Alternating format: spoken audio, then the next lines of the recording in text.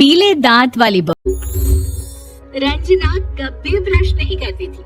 उसे कितनी बार उसके माँ बाप ने डांटा, लेकिन उसका कोई असर उस पर होता ही नहीं था, जिस कारण से उसके दांत पीले पीले हो जाते हैं। शादी के बाद।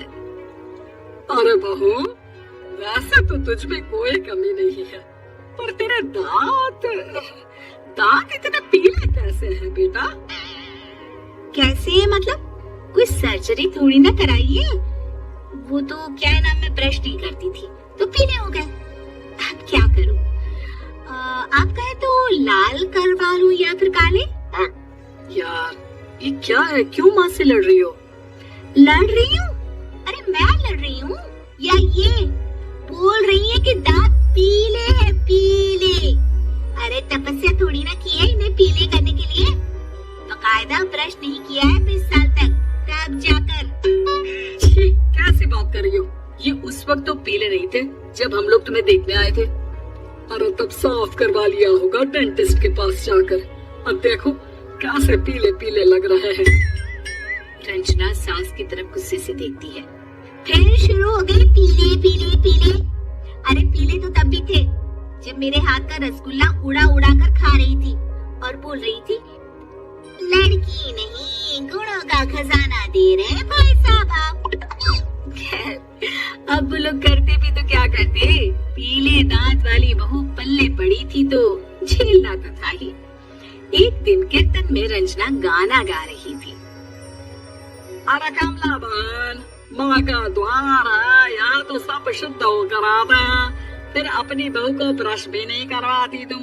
दूर से पीले पीले दांत भक्ति में बाधा उत्पन्न कर रहा है।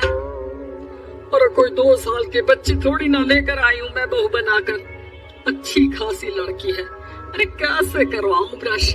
ये तो उसे खुद करना चाहिए ना। अब माँ बाप तो इसके जैसे तैसे निपटा दिए, ये नहीं सोचा कि सास कैसे संभालेगी। सास बहू को लेकर घर आ जाती है, लेकिन सोच लेती है कि अब इसे लेकर कहीं नहीं जाएगी। अगले रोज बहू कहती है, अरे क्या हो गया, मंदिर नहीं जाना क्या? कीर्तन का वक्त हो रहा है। मेरी मधुर वाणी से कान्हा जी जागते हैं और सोते हैं। आप तो जानती है ना उनकी भक्ति में कितना मन लगता है मेरा। वो क्या है ना, तबीयत ठीक नहीं लग रही है मेरी, आराम करूंगी मैं। तबीयत ठीक नहीं लग रही? अभी तो मिथुन के गाने पर नाच रही थी आप, और अब बोल रही है कि तबीयत ठीक नहीं लग रही। अरे भक्ति में मन लगा लो सासू माँ, ऊपर जाना है, क्या मुंह दिखाओगी आप? हाँ? सास को बहू की बात पर गुस्सा आ जाता है। मैं क्या मुंह दिखाऊंगी, इसकी चिंता तो ना कर, समझी? अपने मुंह की चिंता कर, जो ये पीले पीले दांत लेकर हर जगह पहुंच जाती है। पता है लोग कितना मजाक बनाते हैं। ना जी ना, मैं नहीं जाना कहीं तेरे साथ। तो ये बात है। कोई ना, मत जाओ, मैं अपने कमरे में ही बैठकर भक्ति कर लूंगी। ऊपर वाला दांत थोड़ी ना देखता है, मन देखता है, भावना देखता है। और अरे बस बस, तू सब कुछ दिखा, बस ये सफेद चमकदार दांत ना दिखाना किसी को, है? जा यहाँ से।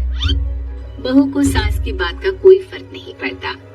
वो तो जैसी थी वैसी ही रह जाती है। सुबह नहाकर किचन में खाना बनाना, फिर खाना खाना, कीर्तन भजन करना और सो जाना। एक दिन, माँ जी मैं सहेली के घर जा रही हूँ, शाम को लेट आऊंगी। हाँ, तो जाना, मैंने कौन सा तेरी आरती करनी है घर पर बैठकर। रंजना सहेली के घर जाती है, जहाँ वो पार्टी में जाने की तैयारी कर रही होती है। अरे शिखा, कहाँ जाने की तैयारी कर रही है? मैं गलत वक्त पर आ गई क्या? अरे नहीं यार, उल्टा सही वक्त पर आई है। मैंने ये साड़ी और ज्वेलरी निकाली है यार, शाम को इनके ऑफिस की एक पार्टी में जाना है। बताना कैसा लग रहा है ये सब? नहीं यार, इस ड्रेस के साथ तो वो वाली ज्वेलरी अच्छी लगेगी। हाँ, सही बोल रही है, मैंने ध्यान ही नहीं दिया। वैसे तो हमेशा से मस्त फैशन सेंस रखती है। तो बड़ा चाहती होगी ना पति के साथ पार्टी में। रंजना कुछ नहीं बोलती, बस सोचती है कि यार काश ये बात सही हो जाती, पर मैं क्यों नहीं जाती पार्टी में? क्या इन लोगों की कोई पार्टी होती नहीं होगी? रंजना घर आती है और रात में पति से सवाल करती है, एक बात बताइए, आप मुझे किसी पार्टी में क्यों नहीं ले जाते? क्या आपकी यहाँ ऑफिस में पार्टी नहीं होती? पति बेचारा क्या कहता कि दांत पीले हैं तुम्हारे इसलिए।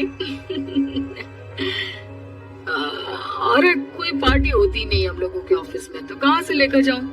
और मार्केट, मॉल, कहीं वीकेंड घूमना, कहीं तो।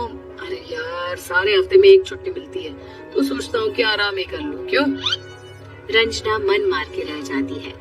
पहले कभी सास के साथ मंदिर जाया करती थी, लेकिन वो भी सास ने ले जाना बंद कर दिया। घर बैठी बैठी रंजना बोर हो जाती है। तभी उसे आइडिया आता है और वो मायके जाने का सोचती है। सासू माँ, 2 दिनों के लिए मम्मी के घर जा रही हूँ। अच्छा अच्छा, ठीक है, आराम से जा।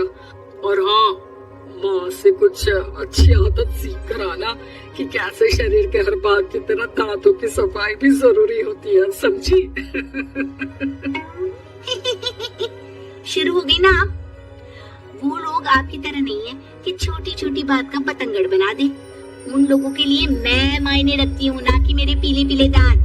रंजना माँ को बिना बताए उन लोगों को सरप्राइज देती है, लेकिन जैसे ही वो दरवाजे पर पहुंचती है, अंदर देखती है कि घर वाले कहीं जा रहे होते हैं।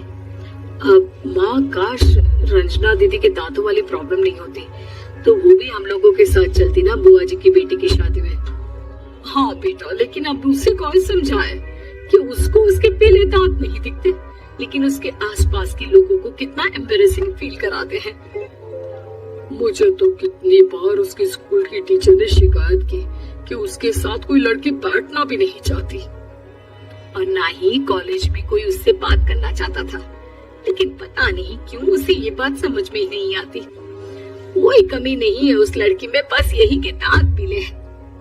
वो तो भला हो जीजा जी और उनकी माँ का, जो दीदी को जैसी है वैसे ही रखा हुआ है। रंजना को अपने घर वालों की बात सुनकर बहुत दुख होता है। वो सोचती है कि वो क्या करे, लेकिन फिर वो सीधा डेंटिस्ट के पास जाती है, अपने दांत चमकाती है और कसम खाती है कि वो रोज ब्रश करेगी। और क्या हो गया? तुम तो 2 दिनों के लिए गई थी ना, पर कोई ना, अच्छा है, चलो आ गई तो। रंजना सास के सामने आकर खड़ी हो जाती है और पूरी स्माइल करती है, उसकी चमकदार दांतों को दिखाती हुई। हाँ? चले मंदिर। माँ, मुझे माफ कर दीजिए, मैंने आप लोगों को बहुत एम्बैरेसिंग फील करवाया। मैं आज से रोज ब्रश करूंगी।